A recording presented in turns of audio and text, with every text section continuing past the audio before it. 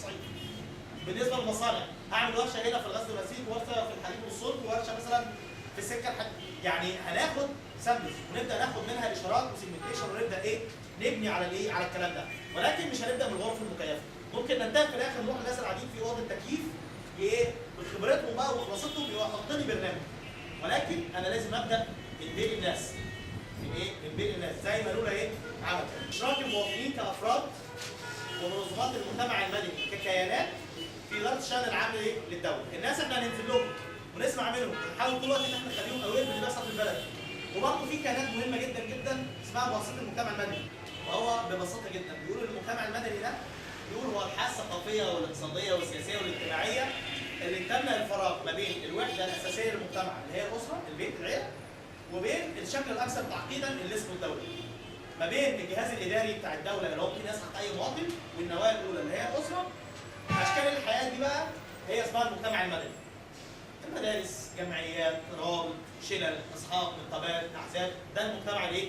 المدني، اللي هي الحياه الفراغ ده كله اللي احنا موجودين فيه هو ده الايه؟ المجتمع المدني. فالكيانات اللي موجوده في المجتمع المدني لازم يكون ليها دور فعال ومؤثر، لان هي دي الايه؟ اللي تملك ان هي تضغط وتملك ان هي ايه؟ تتحرك. بنعمل على تمكين جميع الفئات والطوائف المهمشه سياسيا واقتصاديا واجتماعيا زي المراه، الشباب، ذوي الاحتياجات الخاصه الواقعين تحت خط الفقر.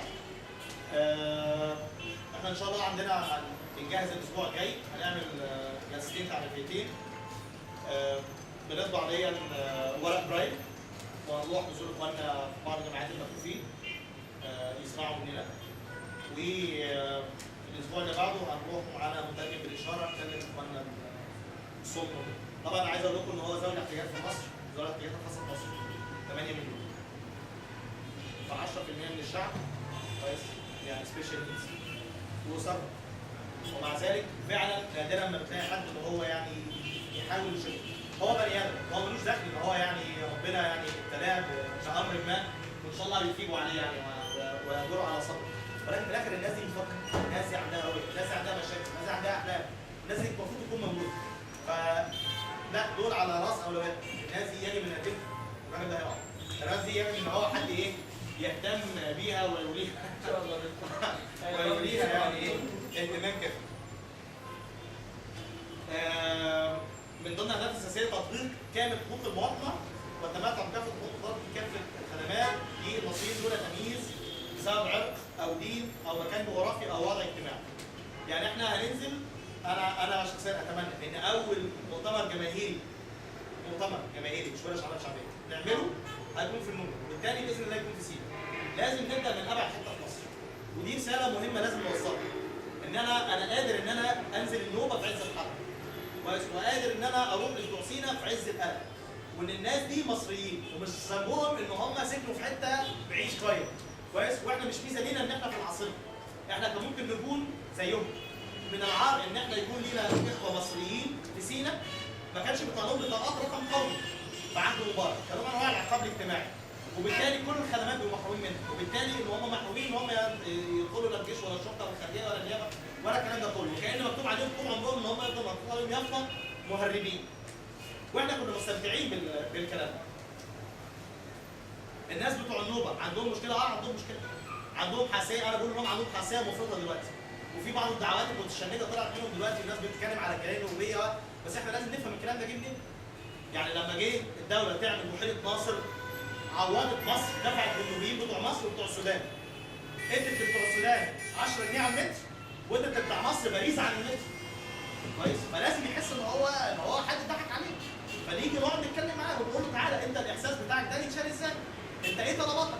مش معقول اجي اقول له لا انا ههجرك، يعني انقله من مكانه واقول له لما نعمل بحيره هرجعك على الضفاف لان هو طول عمره مرتبط بالنيل، وبعد كده اسيبه في الصحراء، واجي دلوقتي اقول يا جماعه عايزين مستثمرين يجي يعملوا بلاجات وكازينوهات على ضفاف البحيره، ما ده كلام مجانين برضه، يعني دي ارضهم. وفي الاخر هم عمرهم ما هيبنوا شط البحيره كله، ولكن في الاخر قعد توطينهم بالشكل الملائم ليه.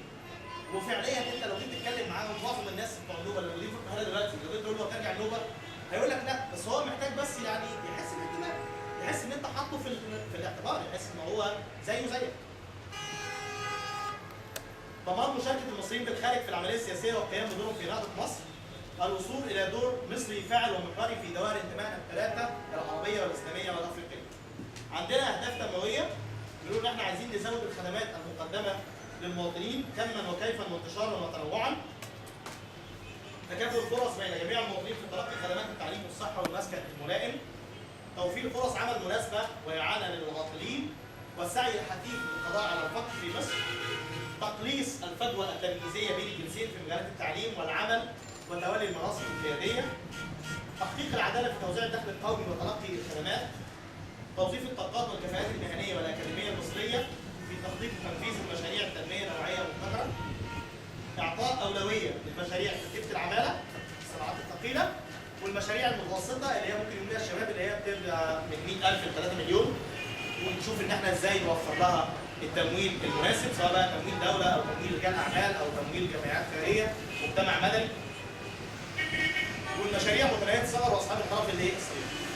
يعني انا بدل ما اجيب فلوس الزكاه واقعد اوزعها على الناس، ده ياخد 300 وده ياخد 1000 وبتاع، لا احنا ممكن ناس تجمع او عن طريق هيئات، واجيب 3000 جنيه دول اجيب كام موسم واديها لواحده فقيره فلاحه جوزها ميت وعندها عيال صغيره، واقول لها يا ست الحاجه دي عندك امانه لمده 3 سنين.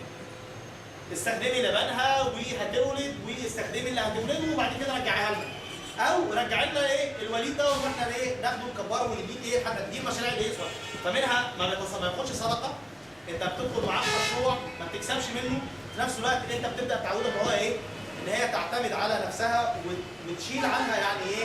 يعني سواد الايه؟ السؤال يعني. ده ببساطه ورقه الرؤيه التعريفيه المبدئيه اللي احنا عاملينها لحزب التيار المصري.